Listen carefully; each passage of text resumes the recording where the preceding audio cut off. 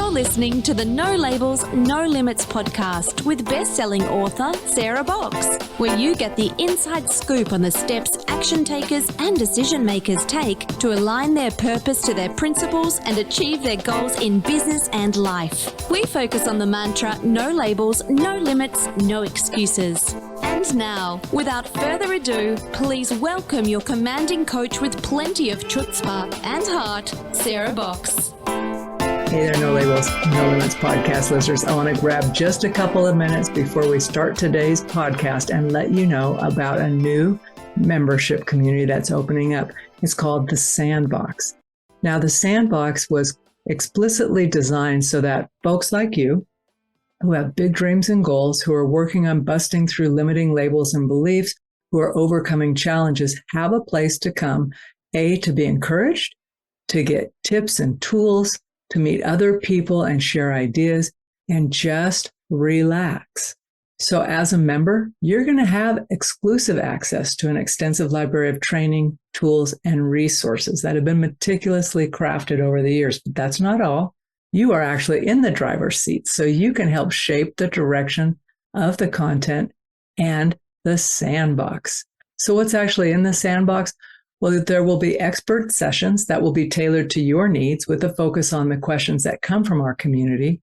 There are group learning sessions, live trainings, Q&A sessions, and we will be sharing inspiring membership success stories. You will have an opportunity to learn and grow alongside fellow Sandbox community members. If you need guidance or support, our online forum is going to be the perfect space to engage with other members, ask questions, find motivation, and share your success with the Sandbox community. We are committed to your success, and that's why we're offering monthly challenges and support check-ins, ensuring you're always on track.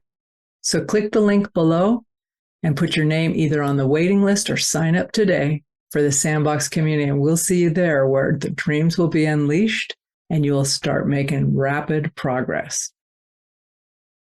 Hey there, this is Sarah, your host of the No Labels, No Limits podcast, where we talk with inspiring guests who have challenged limiting labels and beliefs to pursue and accomplish personal and professional goals. And that is the truth for our guest today, Jessica Weaver. So she's the author of Confessions of a Money Queen book. We're going to talk about that, and I'm going to give you a little more bit of her background. But she's also been going through some massive business growth with women financial advisors, which is super exciting to me. So Jessica has a number of letters. So I'm going to tell you them because if you are in finance, this will make sense to you. She's a CFP, CDFA, CFS. She's a wealth advisor, 3 times best-selling author, and the founder owner of the Women's Wealth Boutique, which is the fastest growing woman-owned financial firm in the U.S. Super excited for that. Her company is also a multimedia firm publishing books, podcasts, and magazines. So that's a nice intersection right there. Today, Jessica and I are going to talk about shifting from a scarcity, fear-based relationship with our money to abundance, living in purpose, allowing money to flow into your life, and removing money blocks. And I definitely want to hear about the growth in her business, especially as we're coming out of these uncertain times and going into hopefully more prosperous and hopeful times, because I just love success and I love women kind of kicking butt and having success.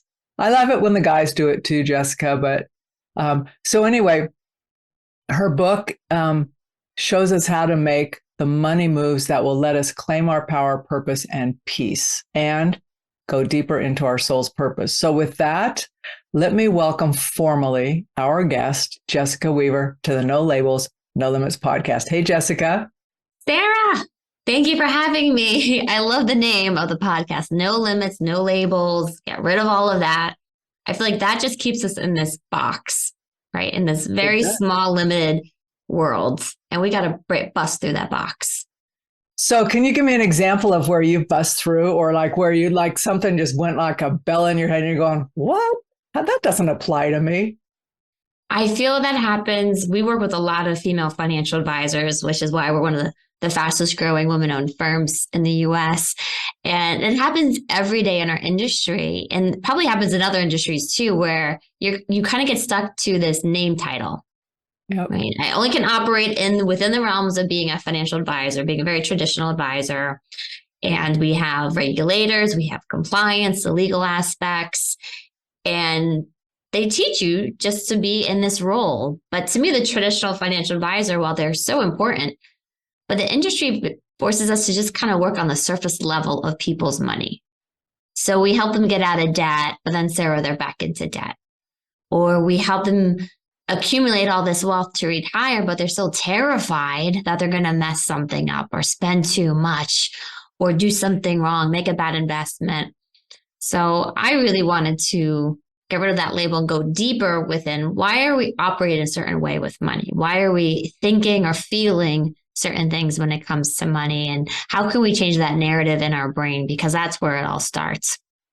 We get, 70,000 thoughts a day through our brain. And majority of those thoughts, I think it's 90 or 95% are repetitive thoughts. I know, it's crazy.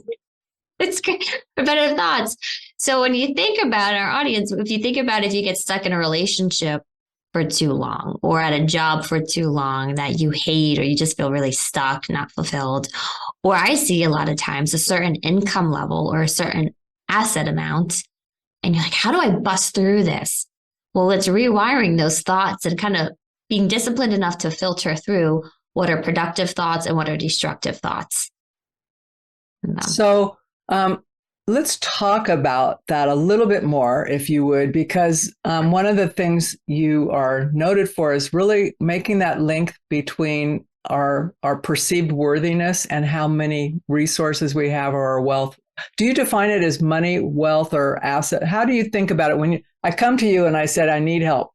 What language are you using with me to get me in the right mindset? Let's start there first, because I think having a language to talk with a financial advisor, especially with your expertise, is helpful. I love how you said, what language are you using? This is another one of those titles or labels, our industry. We try to talk over our clients' heads. We do all these acronyms, this financial jargon, what they call it, Finglish, financial English. And how can we make it more engaging and relatable to the person, the woman who's sitting right next to me or in front of me, next to me on the table?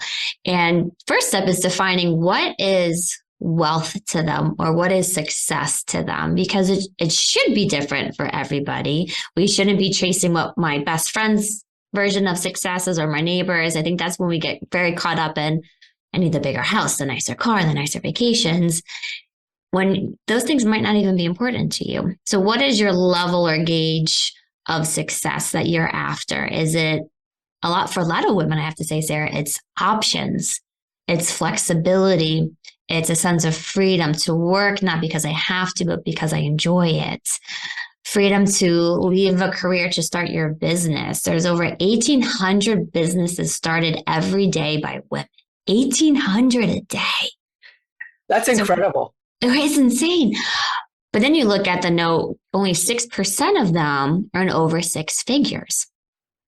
Only 6%. So women, we're ready to take more risk. We're ready to go out there. We're ready to be our own leaders. But what's the gap? And I think it's having these conversations of what does success and wealth look like to you? And let's start there. I don't care what language we use. I want it to make sense for the person I'm working with. 100%. That six figures is like one of those numbers that, like, Mark, if you're not making six figures within the first 6 months, I mean, some of it's really super unrealistic. Are you talking six figures net or gross? Profit or gross? That's a good question. Yeah, profit, six figures, hitting that 100,000 mark, which seems that's like a high watermark for a lot of businesses. I need to get to that 6-figure level. And then once we're there, we're immediately thinking the 7-figure level. But yeah, that's gross profit coming in, gross revenue. And for some women, it's too overwhelming. So then let's chunk it down to what's that $500 a month, that $1,000 a month. And a lot of times too, women devalue what they bring to the table. We had an event 2 days ago, and I spoke on the imposter syndrome and how much it doesn't matter how successful you are. You can come up to the stage and you can be shaking, right? Who am I to be speaking on this subject? Who am I to get this promotion? And I don't know if men deal with it. I know a few months ago, I was speaking on stage in front of, it was over 500 people. Majority were men, Sarah, and it was all financial advisors. So I'm like, I'm having imposter syndrome horribly. My whole brand is hot pink. So I put on this hot pink business suit and you could just picture it's all men in their 50s, 60s, and 70s wearing navy and gray. And here I am, the hot pink. I had on these sparkly platform sneakers. And my husband looks at me. I looked at myself in the mirror and he saw me and he saw like my energy just deflate. He's like, what's wrong? And I said to him, I'm dealing with some really bad imposter syndrome right now. And Sarah, bless his heart, he goes, what's imposter syndrome? I know. It's crazy. We are, as women, we can be so tough on ourselves sometimes. And I said to him, women deal with this on a daily basis. I deal with this on a daily basis, especially when you have such intense growth over a short period of time. And I was explaining to him, it's this feeling of not being enough, of letting people down, of not fitting in, of failing. But then I changed the narrative recently and I said, feeling like an imposter syndrome, that's a good thing because that means I'm leveling up. Yep. I'm taking a risk. And my brain doesn't have any guides right now or maps, navigation system on how to operate at this new level. But that's where we can start training our thoughts, filtering through them and creating new ones that will help get us through that. Well, how great you experienced that, because I can imagine that when seriously, think about it. Had you not experienced that, how could you relate to the women that you're advising and the people you're bringing on? You know, I think that's why it's so important to share, for women to be vulnerable and to share stories like this. And then it hit me when I went on to stage. I was the first female advisor on stage all day on a hot pink business suit. And I realized that everybody else, they all could have been interchanged with one another. They all looked and sounded the same. But what we're doing is so different. We're focusing on women, but we add, as you mentioned earlier, we have this whole multimedia side because we want to get financial resources, education, support out to women in so many different capacities, whether it's reading a book in your pajamas or in a bubble bath, or listening to our podcast, Women Behind the Millions, or talking with us one-on-one too. And that's what's so important to me. Women, we take information in a different ways. We want that education. We're looking for it. So that's our big push at the Women's Wealth Boutique.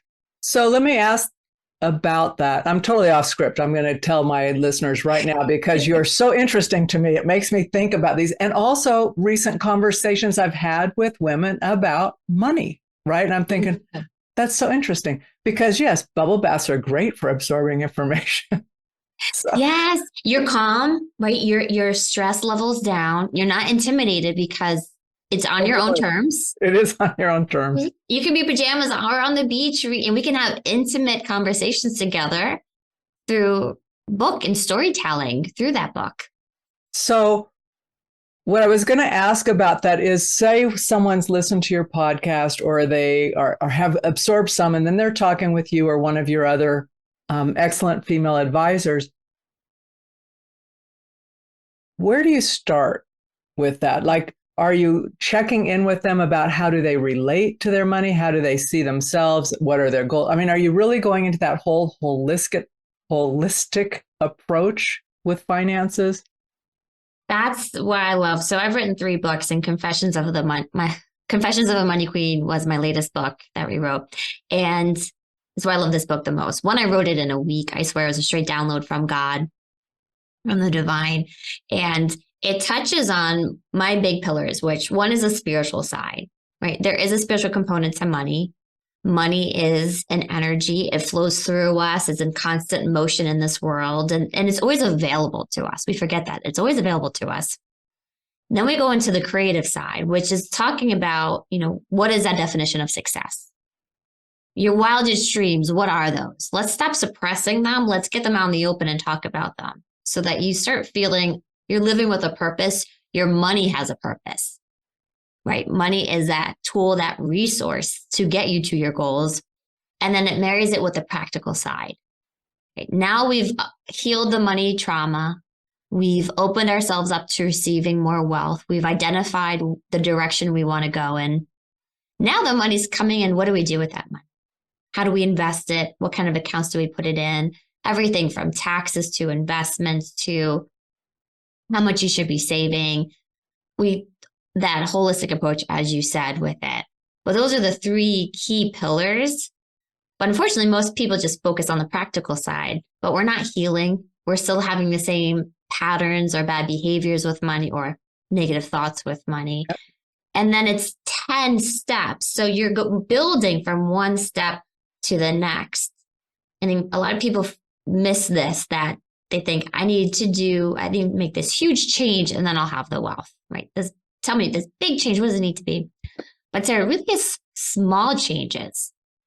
And you keep piling those small changes on one another and you're building and building. And now you have so much momentum. You're creating new patterns, new behaviors, and it builds and builds. And that's, to me, my favorite part is just to see people taking it bite-sized pieces. And now they feel good about money. Now they're saving money. Now the money's growing for them. And then within a few years, they have a completely different life that they never thought possible with just these small little tweaks and changes along the way. I think that's so important because it doesn't have to be this huge thing right away. Like you're saying, it's not this big mountain you're climbing. It's just every day, one little step. And I like how you start with the spiritual and the thinking. Let's talk a little bit more about the spiritual and money flow, because that's where I see people getting stuck. So not just because they want to save, but because they don't want it to go away. It's like, it's not that I'm saving, like cutting out some of my profit and saving it. It's like, I don't want to spend any of my profit because what if it never comes back to me? So does that make sense? It does. It's like we're squirrels harvesting nuts for the winter. And the winter never comes or ends. Yes. We're holding so desperately onto money. And that's another way of sabotaging because you're not taking the right potential risks with money to grow it. You're losing, especially now with hyperinflation, you're losing purchasing power on the money as well. And there's a lack of trust. So when you look at money, it's a relationship. And if you don't trust that money's going to be there for you, it's not going to be there for you, right? Money's just going to be a reflection of what you're putting out, what you're thinking, what you're feeling about money. So we start small, and there's money meditations all throughout the book of Confessions of a Money Queen. We always start an event with meditations. 2 days ago, when I was talking, we gave the audience a glimpse of the negative thoughts with money and how that feels. And then we opened it up to feeling more abundant with money. And we compared it to them floating in a sea of water. Right? Water is very abundant. It's always in motion. It's always flowing. It moves us up and down, up and down. And imagine you trying to squeeze water in your hand. It's just going to go seep right through. It's the same thing with money. So getting people to build that trust with money and doing a meditation so they can feel what it feels like to build that trust, to even keep a journal of the successes they've had with money, to remember that money has been there for them in the past. They can trust money in the future. And going into, I almost become curious with my thoughts, right? Like, why am I nervous that the money's not going to be there? Is it because something happened to me in the past that I think is going to happen again? Remember those repetitive thought patterns we have? Yep. Is it because somebody's been telling me I'm going to run out of money? Is it an outside influence?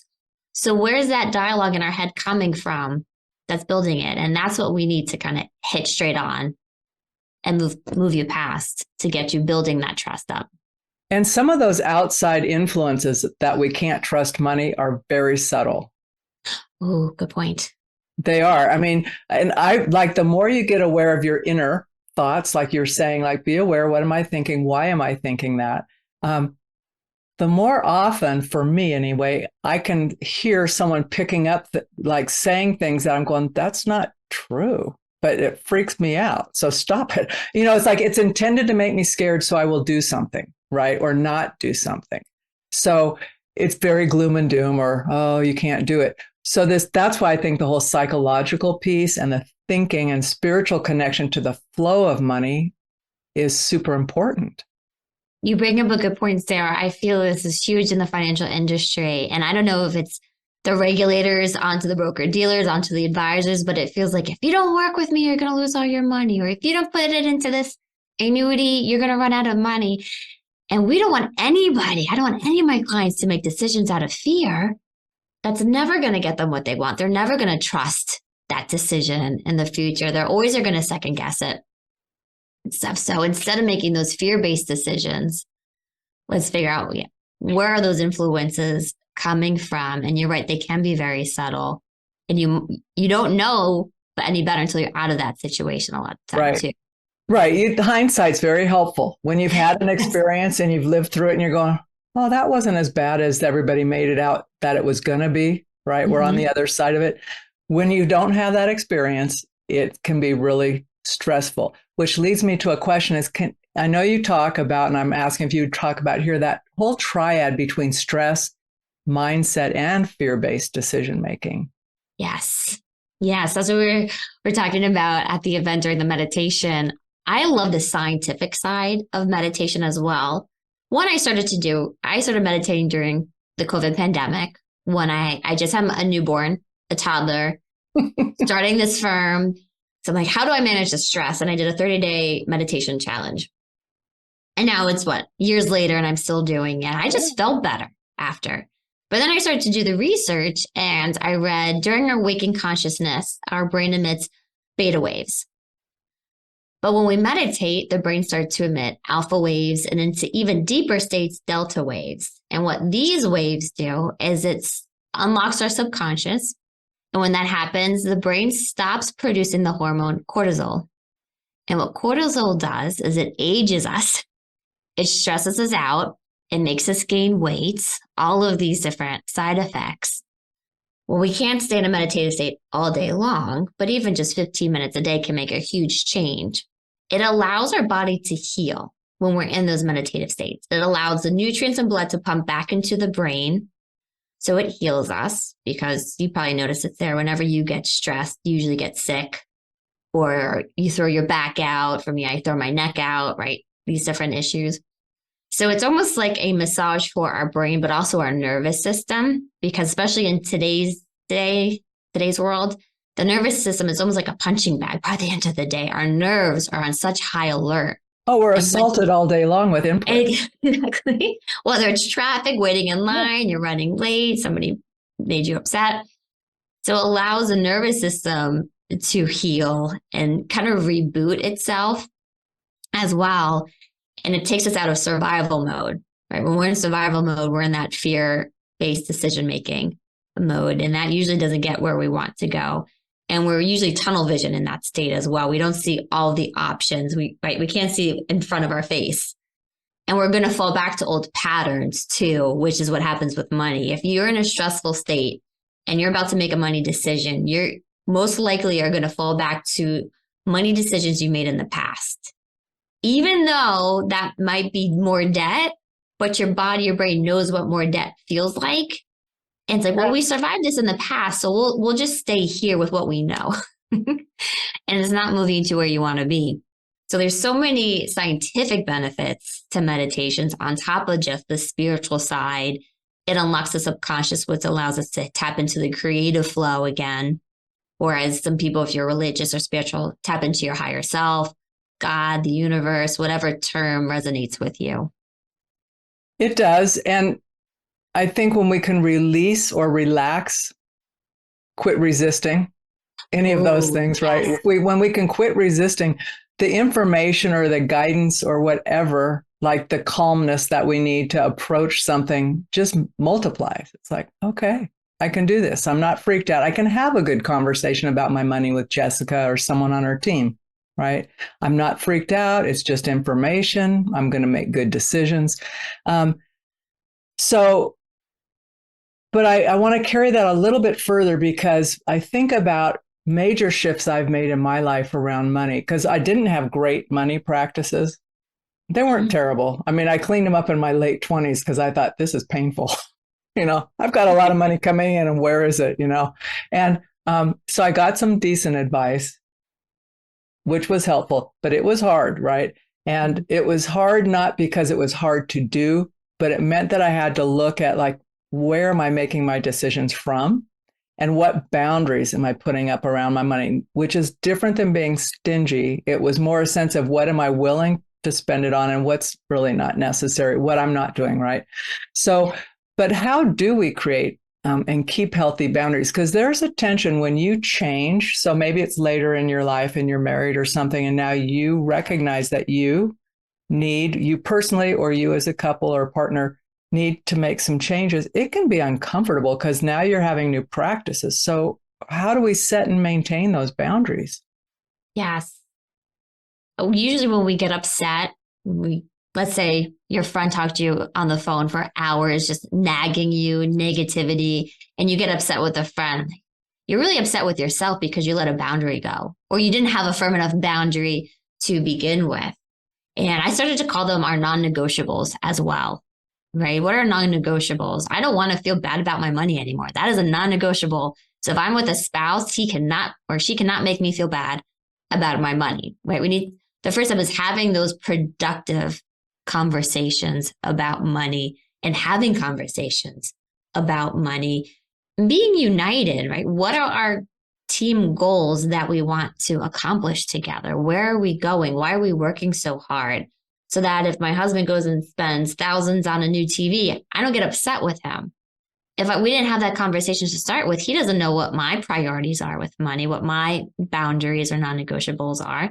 I can't be upset with him. He had no idea, and vice versa with it. So having conversations, knowing what are your non-negotiables. My non-negotiable, no matter what, we're setting money aside for our kids' college. No matter what, I'm having life insurance so that if something happens to me, I know my kids are okay. I can still pay for their weddings, their college, for my daughter to still be able to pick out her dream wedding dress if I'm not there to physically buy it with her as well. And sometimes the boundaries are having a boundary between you and easy access to money if you're a spender. If you like to spend money a lot, have a healthy boundary so the money isn't easily accessible. Or what a lot of people work with me for as an advisor is that accountability side. I need to go through Jess to access my money to a degree. She knows my goals and my priorities. So if I'm feeling upset about money or desperate, I can have a conversation with her first. We can move through that and then together make a decision. What's the best outcome for the money? Or let's say you don't like to spend money, what we talked about earlier, and you feel guilty whenever you spend money.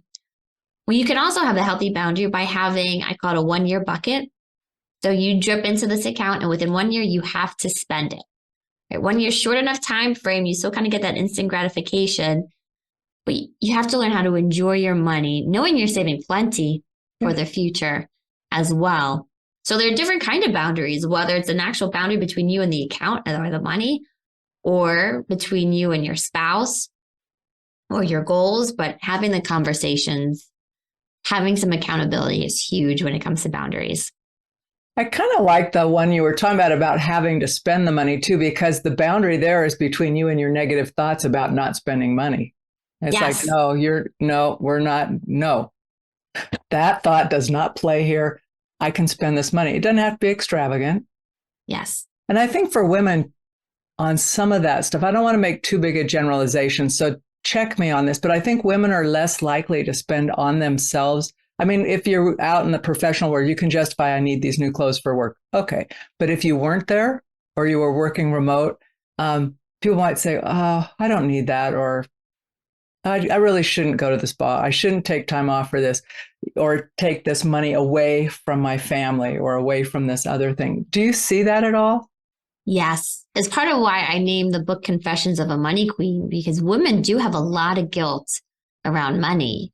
And we start the book, part of the intro is, what if you went to a confessional and you're telling the priest about your sins and you say, forgive me, Father, I earned over $1 million last year. I'm such a bad businesswoman. Yeah. And it sounds, when you put it in that context, it's laughable. It's so silly, but women really do feel guilty whether it's earning more money or they feel guilty to spend on themselves. Women give back 4 times more than men because we're just so relationship focused. Yeah. We're such givers, whether it's with our time, our money, our relationships. Women are amazing at networking and connecting people. Right? They're starting to call it the feminine economy, right? The feminine ecosystem. There's always an exchange being made. So it is true, Sarah. You're right. Women do tend to spend on others more. Think about it. Women are, I believe it's 80% of the caretakers are women for families, right? It usually falls on the family, whether you're taking care of a parent, your spouse as you get older, or they're dealing with a health crisis, even grandchildren. Women are always sandwiched in between different generations, the caretaking. So even if they usually are spending their money too on those, or they're walking away from a high salary, any kind of salary. They're walking away from their 401k contributions. They're walking away from Social Security contributions to take care of people. So even if they're not spending it, they're walking away from a lot of money too. So having a plan and having these conversations can really help navigate those situations as well. So you're not putting your own financial house in jeopardy while you're taking care of others. We want you to be able to do that, knowing your house is in order, your financial house. And it goes back to what you said in the beginning. What does success look like for you? Like, what's your end game here? Not being too morbid with the end game being the end game. But if we're not clear on that, it's hard to know how we want to relate to our dollars. Yes. And legacy is a huge part of that success conversation. And legacy can be in so many different ways, whether it's your stories you want passed on, your money that you want passed on, family recipes. There's so many different ways you can build a legacy, but that needs to be part of the conversation too. We can't shy away from those things because no matter what, that is the one guarantee of life, right? That at some point we are going to pass away. So how do we want to leave our loved ones? How do we want to, I remember reading a book and it was talking about how do we validate those relationships after we're gone? And that's a huge piece too. Do I want to leave a financial mess to them? Or do I want it to be nice and neat so that they can properly grieve me and I can set them up in an even better situation, or maybe a nonprofit, an organization that you have close to your heart as well. Yeah, I think being able to have those honest conversations with someone like yourself, Jessica, to be able to go, I've never considered that as a possibility. I never thought about that. I think women often haven't had that opportunity or taken the opportunity. It may have been there. Maybe they just haven't taken it or thought it applied to them. But that's powerful to think, okay, this matters to me. Mm-hmm. And I want to have impact in this area, whether it's to my grandkids, my children, the community, the nonprofit, like you said, or a faith-based organization. So do you help, I know that you're a women advisor firm, but do you help couples or partners have those conversations? Because that can be dicey to have if you have different end goals.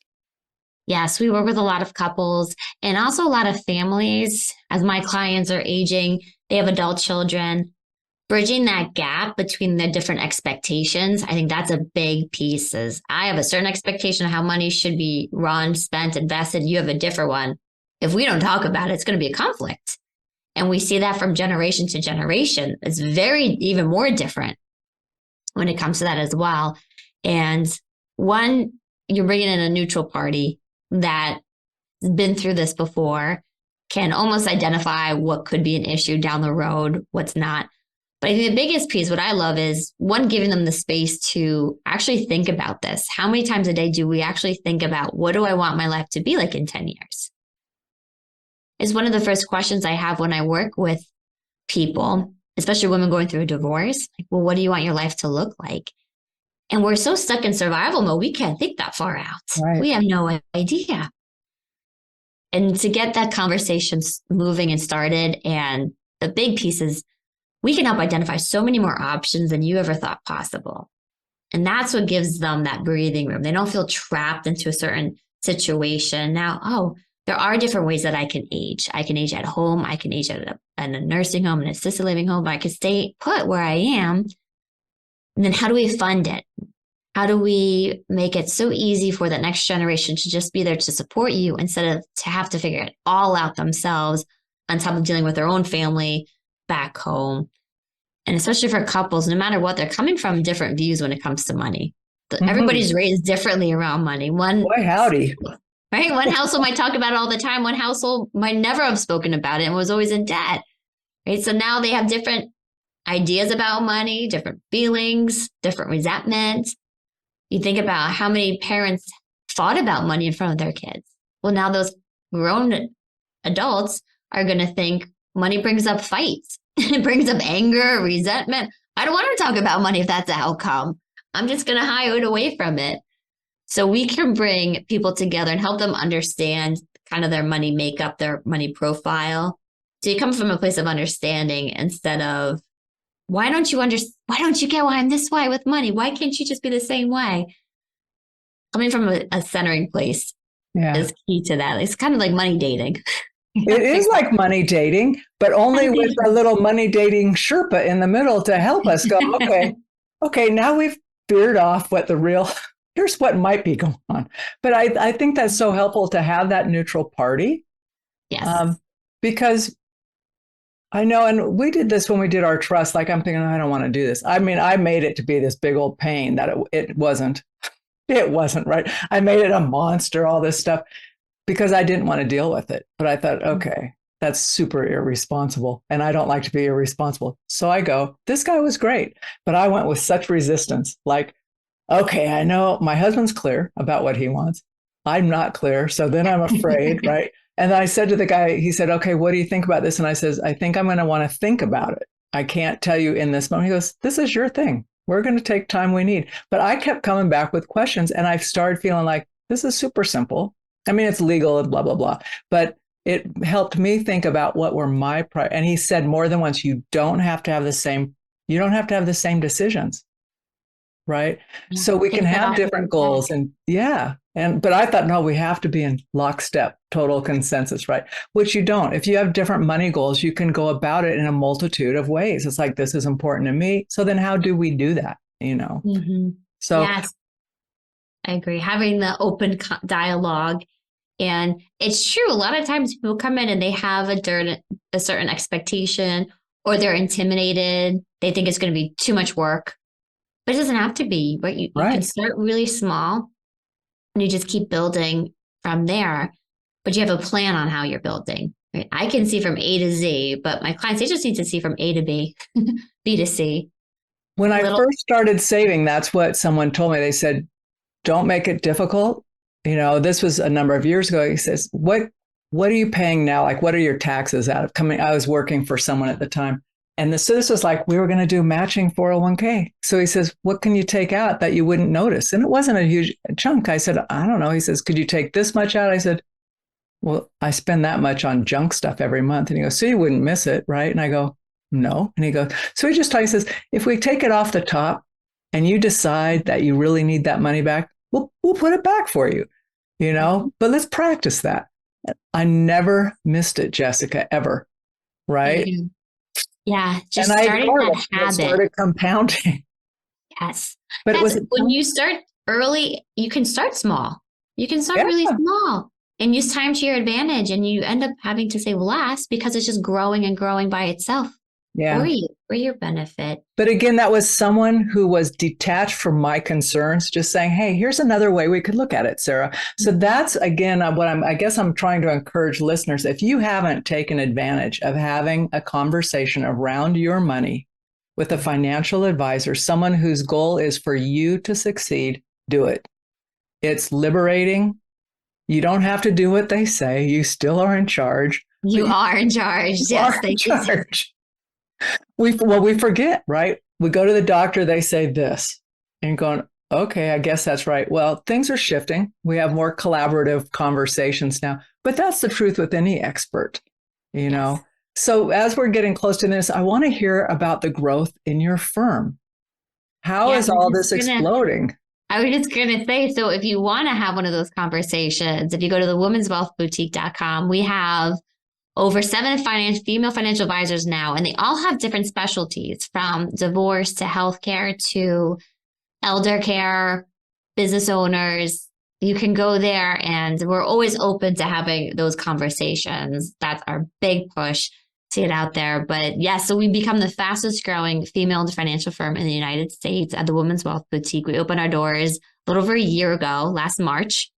Onboarded 5 advisors last year. We just onboarded 2 more. We have 2 more that we're onboarding. We're very holistic, from everything from retirement planning, financial planning on the accumulation phase, cash flow, debt, protection. But we're adding this summer property and casualty and estate planning divisions as well for our clients, because no matter what, when we take a risk, we need to make sure the protection's in place. Right? We're very strategic and intentional when we are, where and when we take our risks. And then we were talking about how important that legacy piece is. So we're thrilled to be able to offer the estate planning division. We have our podcast, Women Behind the Millions. We have our magazine that just came out, Hidden Power Change, that will come out every year. And our podcast is also becoming a TV show in the coming weeks, which we are just thrilled with the growth. We had an amazing event 2 days ago filled with female advisors, professionals, clients.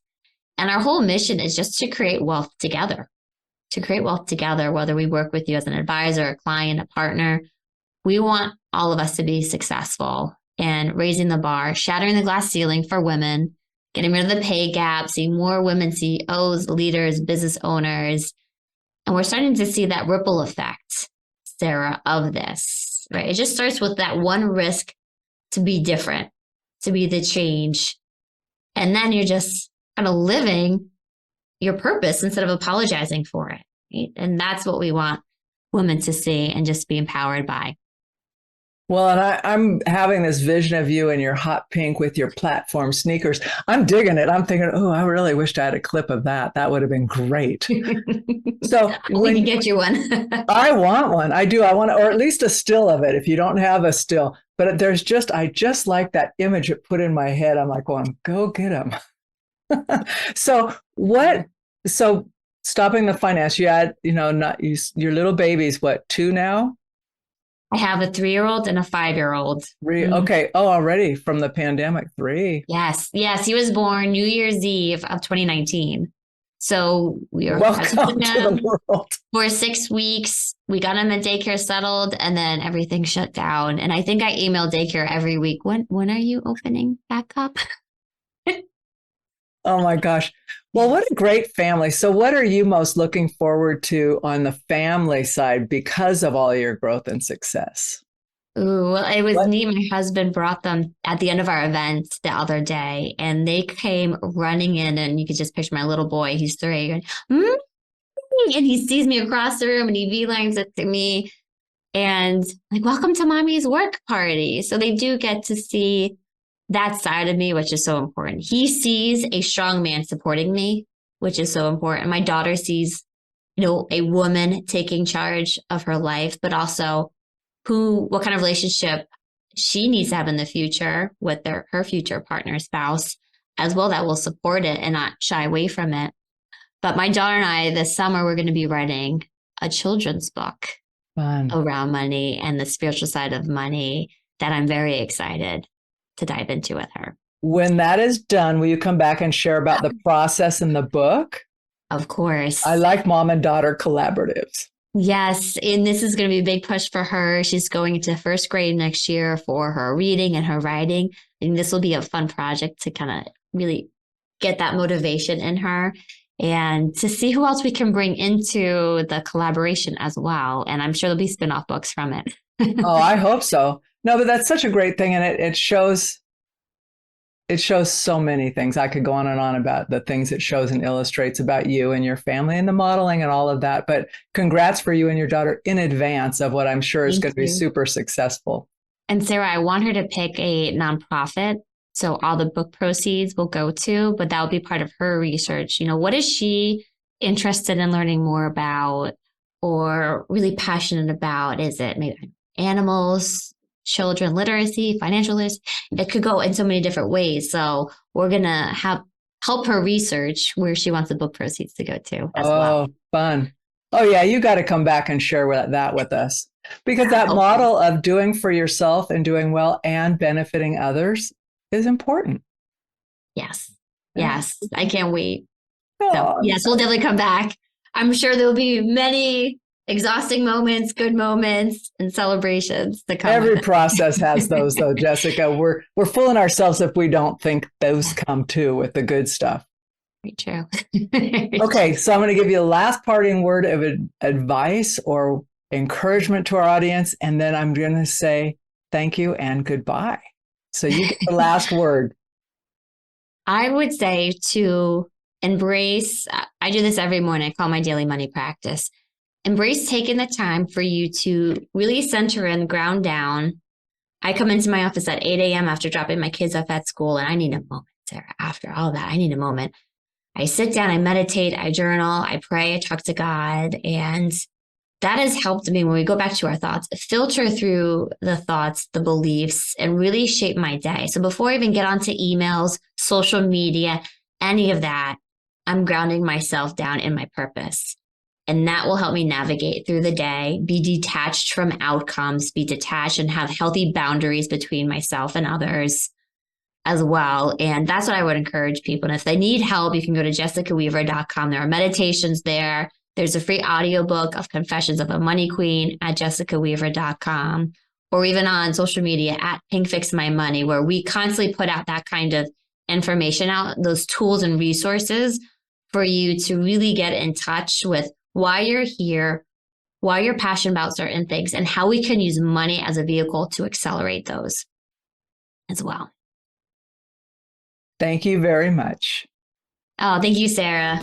You've been listening to the No Labels, No Limits podcast with best-selling author, change agent, and strategic vision coach, Sarah Box. You can grab the show notes and find out how to work with Sarah at sarahbox.com/No Labels, No Limits podcast. We'd love this podcast to reach as many people as possible. So please remember to rate, leave a 5-star review, and share the podcast with someone you think would get value from this conversation. Until next time, keep taking those daily action steps to align your purpose to your principles and achieve your goals in business and life.